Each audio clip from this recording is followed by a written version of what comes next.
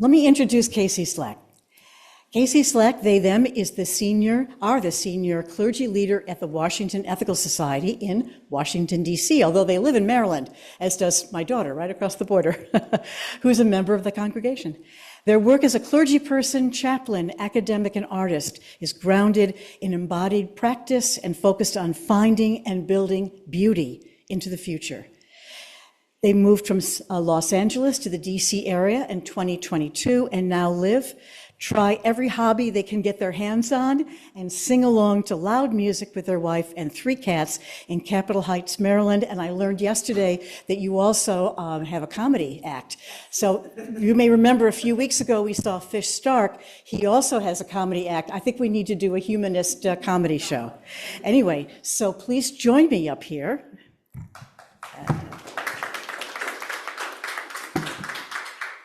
And we just need to have the microphones. Yeah, maybe, why not do that? And would you like some water? You have some water. You're way ahead of me, as always. Okay, great. Okay. Oh, no. That was serving as a water stand, yeah. Okay, I want to make sure you can hear us okay, both here and online, and you're all set? Okay. Great. I have a microphone. You can hear me? Yeah? Okay, great. I just, first of all, I want to really appreciate that you schlepped up here to Brooklyn from DC, and how lovely to also meet Caitlin. Yeah. You know, since, we say a lot of things since the pandemic when we had to be on Zoom a lot. Yeah. We, ethical culture clergy leaders, have not really been able to get together in person. Yeah. We used to do that at our retreats at Murray Grove. We're hoping that we can do that again. But we've had to get to know each other online. Yeah. So I've gotten to know you online at our National Leaders Council meetings, but I just want to tell you what a joy it has been to be with you in person. Likewise. I mean, I've seen you at the Washington Society, but this has just been a delight. This has been lovely. So I'd like to so please share with our members here. We've talked a little bit about, at Washington Ethical and Brooklyn Ethical and the challenges and dynamics of different congregations. I would like to hear, and I think our members, especially those of us on the board who are planning to bring another clergy leader in, how do you see your role as a clergy leader at Washington? We were just talking about different vocation tests, and you actually found out that maybe you were destined to be a minister. Maybe, yeah. So the way that I think about clergy leadership and about leadership in an ethical society is that the leader is a subject expert who is in collaboration with the people who are the living, breathing embodiment of the community. So I think of a leader as someone who should be with you instead of above you. I trained as a chaplain, and one of the things that we learn in chaplaincy training is that when you're with people, the furthest away from them you should get is just to the edge of where they're at emotionally. And so I try to stay really close by to my people, which means that I spend a lot of time socializing. I socialize for a living, which is a real gift to get to do. I also think that it's really important that I'm going and checking on how everybody is as much as I can. We have about 180 members in DC, so I cannot check in with each and every person each and every week. I would do no other thing. But we were talking just the other day about how there's this myth about wolves, that there's an alpha who is completely in charge and everybody listens to exactly what they say, and that has kind of sunk in to how people think about leadership. But it turns out that that's not what wolves are like in their natural world, right? Wolves develop these aggressive alphas only in the context where unrelated wolves are put into a cage together. So, what do wolves actually do? Is there something worth learning there? Well, interestingly, yes, there is a couple of wolves who will be the assigned leaders of the pack, but what they do is go around to the back when the pack is in motion and make sure that everybody who is sick or young or vulnerable for some reason is with everyone else. They make sure that the crowd doesn't get too far ahead of the people who need the crowd the most. So when I'm thinking about leadership, and I'm thinking about wolves, which is frequently, I think about the importance of saying, okay, what's the path ahead like? And then where are all of us? And do some of us need a little more help to get to where we're going? Do some of us need all of us to slow down a little bit? Does a little bit of the pack need to run ahead and make sure that the path is clear ahead while the rest of us make slow, steady progress? I think it's a collaborative event. The other frame I use a lot is how someone who produces or directs a film actually interacts with the other people who make that film.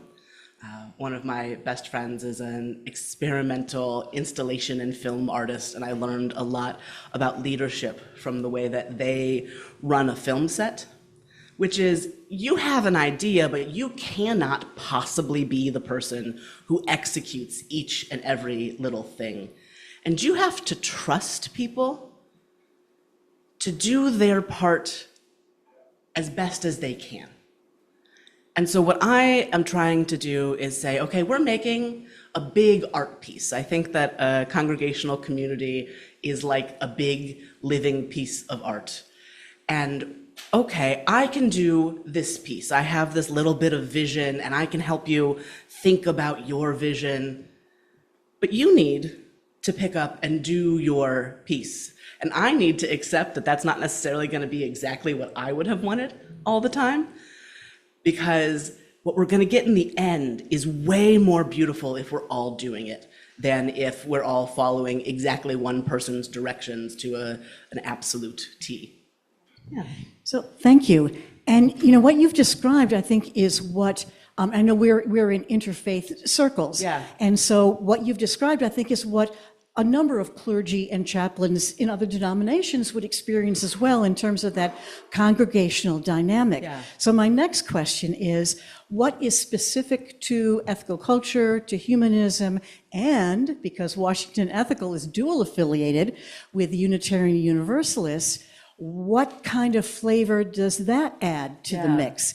Because that was a decision that was made a few years ago. It was a controversial decision. Yeah. Some of our colleagues were very upset about it. Yeah. Others said, hooray. Yeah. Others who were already UU ministers said, well, duh. Yeah. So anyway, so how has that, and of course you also came from a certain tradition and you're coming into this. So there's a real mix here. How have you been navigating and negotiating all those different things? Because we're not a belief religion. Right. We are a behavior religion, but we know that there's a lot of stuff there. Yeah, gosh.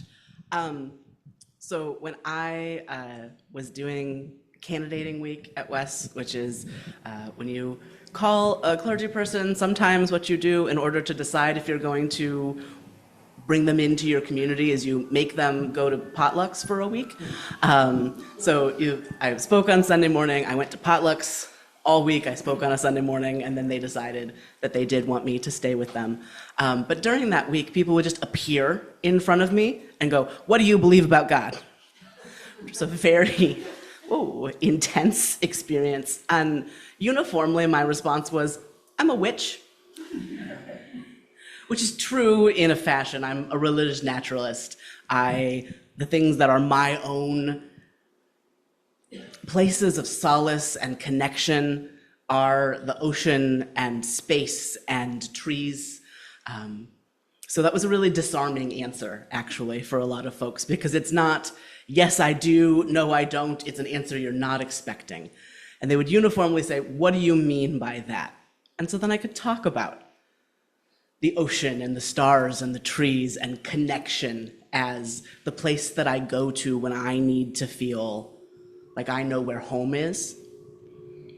So that made the entrance into this conversation really different, because I am a Unitarian Universalist. That's how I was trained initially, but those are my grounding places no matter what community I'm working in. Ethical culture is special because of the focus on relationships. What I have learned in the last 3 years through really just observation and lots of reading is that what's really special is this focus on connection to other people and other communities, this focus on being together as the highest good, right?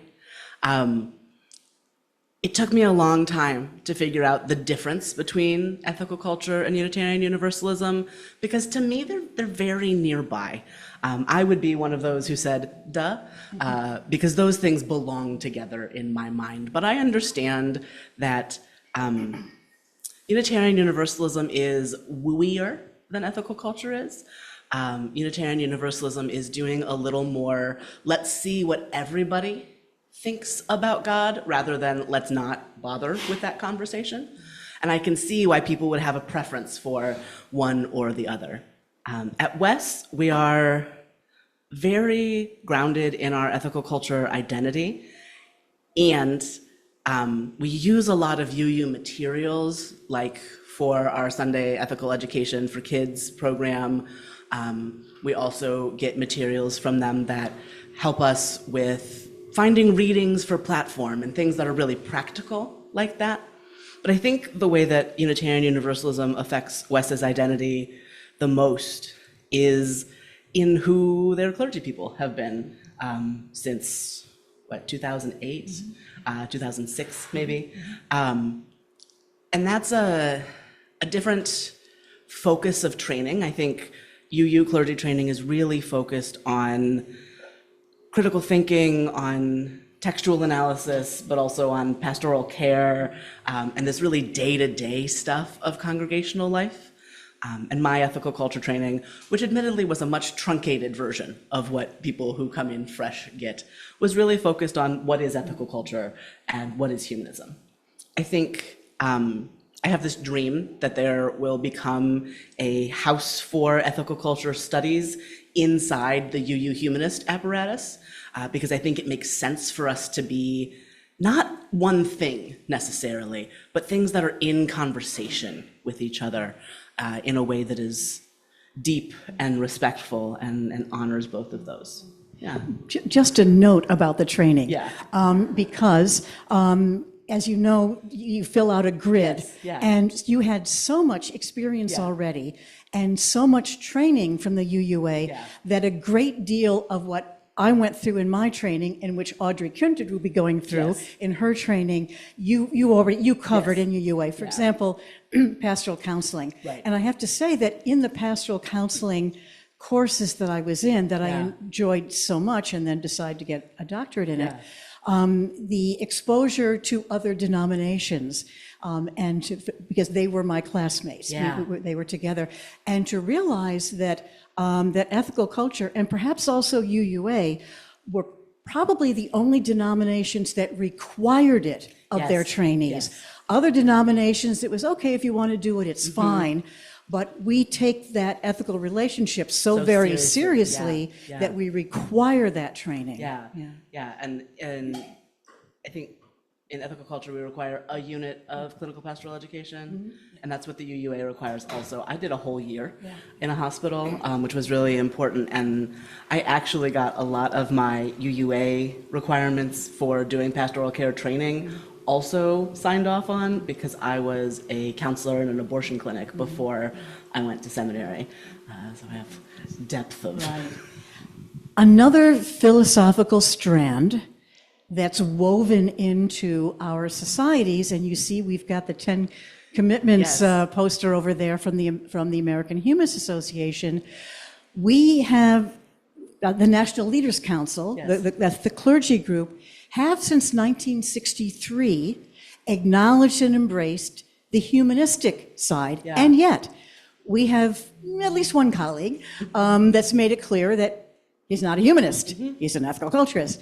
Not sure what that distinction is, but I'm just wondering if that philosophical strand has been something that has either concerned you, or you embraced it, or, and I'm asking because last year we had mostly ethical culture leaders. This year we kind of mixed it up a bit Yeah. with other humanist leaders, including Fish Stark, who's the Yeah. new executive director of the AHA. Yeah. So how do you see, how do you experience humanism, Yeah. and how do you experience it woven into your life, but also the congregational life at Wes? Yeah, yeah.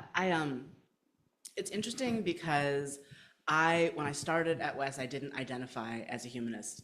And that's because in UU circles, a lot of times humanism has gotten really narrowed down into older white men who really want to have a fight about something for no particular reason, which is not what humanism is, right? But I had this impression. I was like, I don't really want to pick fights with people for no particular reason. That's not my jam. And I saw at Wes a humanism that I could get attached to. And so one of the things Wes says that we're a vibrant humanistic community. And I like humanistic, actually. I've been really enjoying that. In part because I get a little jumpy about anything that's too like capital letter-ist. I don't fully believe even all the things I think. I certainly don't fully believe all the things anyone else thinks. But I think that humanism remains an important vein of thought because we as a society haven't gotten to a place, like a big society, haven't gotten to a place where we can see everybody as a human yet. We might be ready to move on from it in 300 years when we have learned how to see everybody as a human, but that's not today. And for me, though I am weary of things with capital H's or capital letters at the beginning at all, for me, ethical culture is a type of congregational humanism. A really important type of congregational humanism because you have no other dedicatedly humanist congregational life. And I really believe in congregational life. I think it's hard to practice without other people. I think it's bad to practice without other people. I think that if you're going to be practicing being human with people, you require other people to do that practicing with. But I also think that I'm really comfortable with ambiguity in general. That is sort of my whole vibe is the joke that I make is that I am a non-binary, bisexual, non-monogamous person. I've never made a choice in my life and I won't start now. But that position as someone who works in philosophy and who works in religion lets me not get too stuck in this one thing says this and that doesn't match perfectly with this other thing. I like when we hold difficult ideas together. And I like when we bring people in all their complexity in and say, okay, your full humanity is here. And I could do that as a Unitarian Universalist. I could do that as an ethical culturist. I can do that as a humanist. I could do that as a witch. And for me, those all play together really well. Yeah. You've anticipated my next question because, we had Louise Jett was here at the beginning of the month, and she now has a course called Ethical Culture Identity. So if we're talking about identity, and you've sort of let us know about your identity, if you could sort of share whatever you're comfortable sharing with us about that, and also perhaps the ways in which Wes was very open to that as well. Yeah. And so, sort of that the opening and the invitation that provided that congregation with you coming in. Yeah. So I'm a bisexual, non-binary, transgender, non-monogamous person, among some other things. And one of the things that was great at Wes coming in was that they had an interim leader before me who also shared a number of those identities. And so they'd had a couple of years to practice. And they had started practicing using people's pronouns even before that. And so, not that everybody always gets it right, and I actually don't care that much if everybody always gets it right, but there's a real attempt to see me as I'm presenting myself and to see me as I'm telling you that I am, which I think is good practice for everybody, not just with trans folks, right? It's really easy to assume that because someone looks a certain way, there are things that are true about them, or because they have a certain identity that they will necessarily be a way that you are used to experiencing them. So I really have appreciated folks at West being open to learning who I am. I'm not their first queer leader, I'm not their first trans leader, and so that is way easier on me than it could have been. But also each of them is dedicated to seeing me and the other people who are around at West as people before identity labels, and that's been really, really important. My non-monogamy doesn't look a whole lot like my predecessors. My predecessor at West is someone who is in a closed triad relationship. So there are 3 of them, and they have children, and they function much like a 2-adult household, just with 3. My non-monogamy is a lot more active than that is the word I'm going to use right now. I date, but I have a wife. My wife dates if they want to, which they mostly don't, but that's another story entirely. But our relationship, my wife and I'm gesturing back there at them, is based on consent and care for one another's happiness. And all of my relationships are like that. They are based on consent, desire to see each other and grow together, a real commitment to getting to see each other flourish. My relationships are all very based in creativity. I am partnered with a lot of artists. I have the person I talked to earlier who's an experimental filmmaker is a partner of mine. I have a partner who is a photographer and visual artist. I'm a partner who is a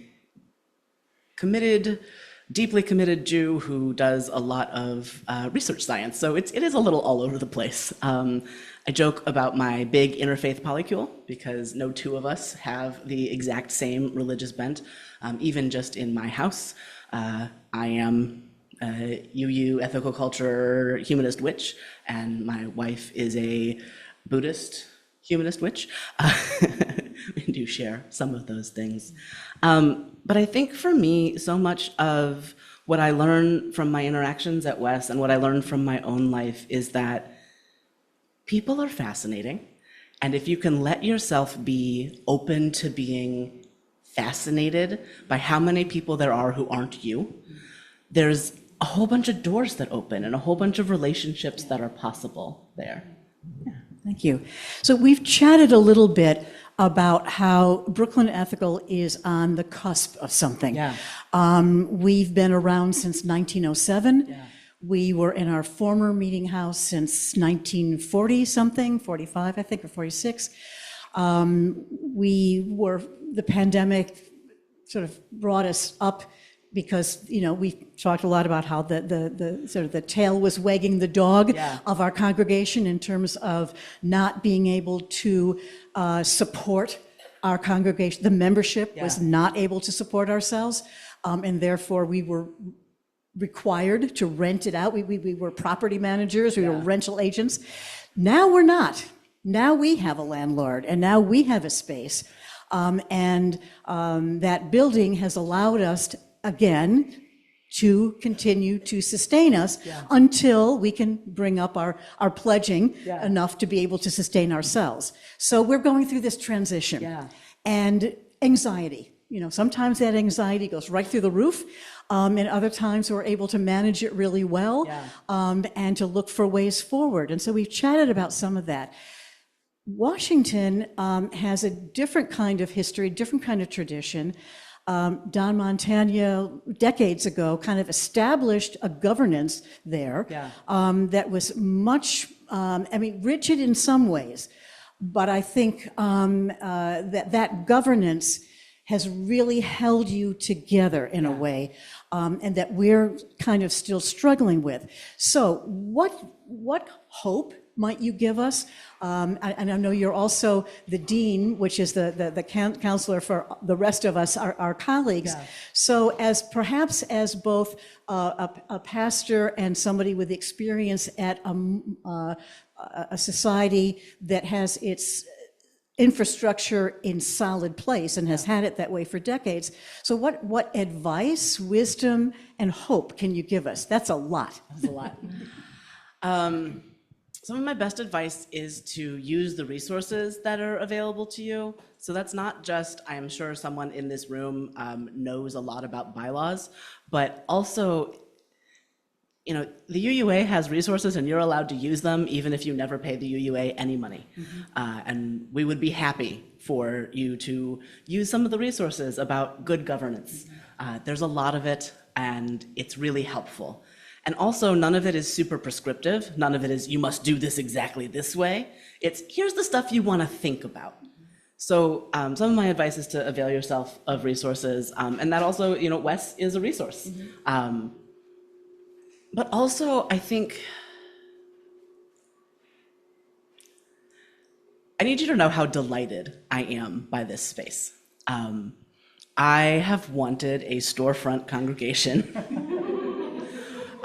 since before I got ordained. I think that there is something so special about the possibility of being right where people can see you.